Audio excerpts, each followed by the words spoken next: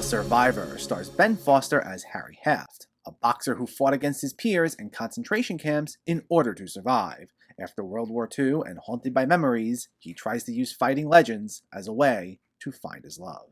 This is directed by Barry Levinson, and it just hit HBO Max after premiering at TIFF last September. And it's based on a true story, one that I'm unfortunately not all that familiar with. But it was made all the more compelling thanks to a sensational performance from Ben Foster, who I think doesn't get quite enough credit as one of the best actors working today, as he's the master of subtle, layered performances, such as in Hell or High Water and Leave No Trace. And he once again knocks it out of the park here, with a haunting performance that leans heavily into the psychological aspects of such a traumatic story. The film cuts back and forth between segments shown in black and white of him in the concentration camps, in which he's particularly tormented by a commander played by Billy Magnuson, and then we also go to the present-day sequences shown in color, set from the late 1940s to the early 1960s. And in these sequences, we see Haft struggle with survivor's guilt, while also searching for a woman named Leia he once loved and who we last saw in Poland.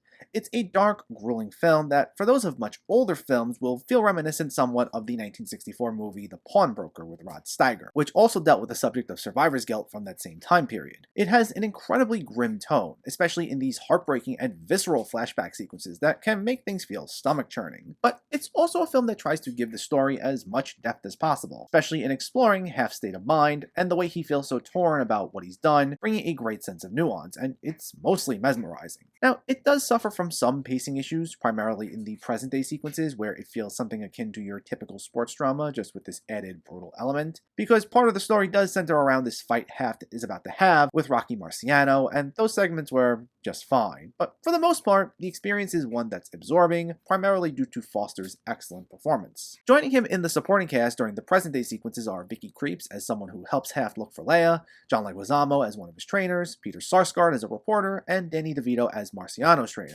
And everyone's pretty solid for the most part, trying their best to elevate their roles beyond feeling like generic sports movie character tropes. But at the end of the day, this is Foster's movie, though it's also worth noting the solid direction by Barry Levinson as well. While this technically continues a trend from the past few years where all of his recent films just went straight to HBO, this is easily his best looking film in some time, lacking the feel of a made-for-TV movie, with some beautiful shots and stunning cinematography to complement the performances. And it makes The Survivor a solid, if brutal, watch to get through. It has a very dark tone that might not be for everyone, and parts of it do feel like something out of a typical sports drama, but it also tells a gripping, psychological tale that can often be mesmerizing, especially due to a great lead performance by Ben Foster that packs quite a punch. If you have HBO Max, give this one a shot. The Survivor gets a 7 out of 10.